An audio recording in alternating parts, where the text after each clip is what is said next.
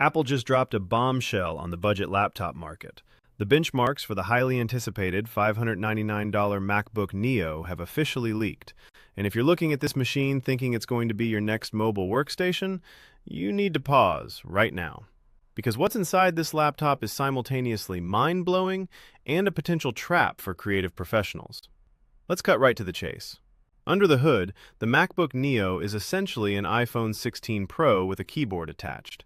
It's running the exact same 6-core A18 Pro chip that Apple introduced in their flagship phones.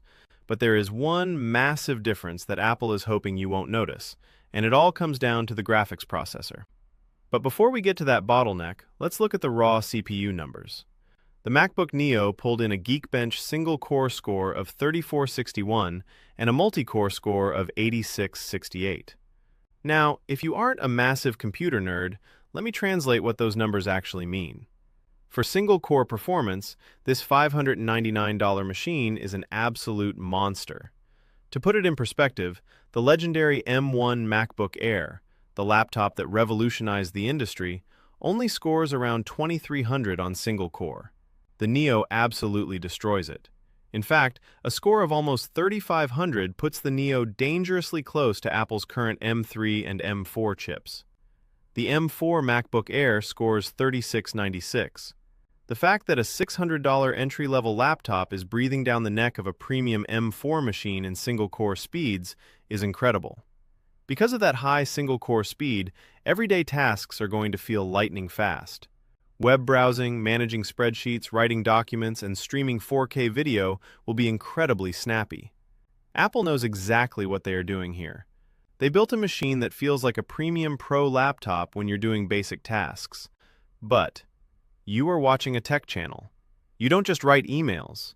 You render video. You make music. You push hardware. And that brings us to the catch. When we look at the metal scores, which measure the graphics and GPU performance, the illusion starts to fade.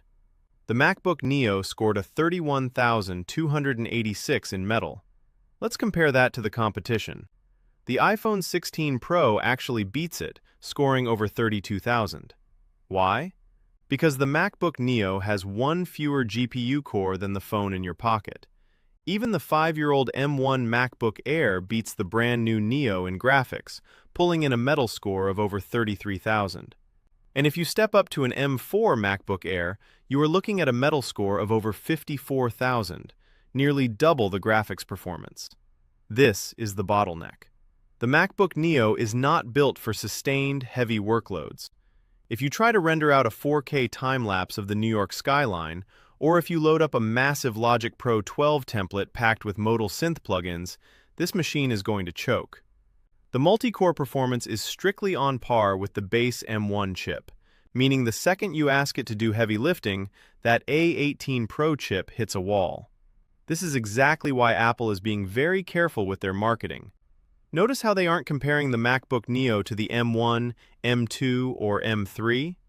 Apple's press materials state that the A18 Pro is up to 50% faster for everyday tasks compared to the best-selling PC with an Intel Core Ultra 5. They are explicitly targeting the budget Windows and Chromebook market. So, what is the final verdict? With pre-orders open right now and the official launch set for March 11th, should you buy the $599 MacBook Neo?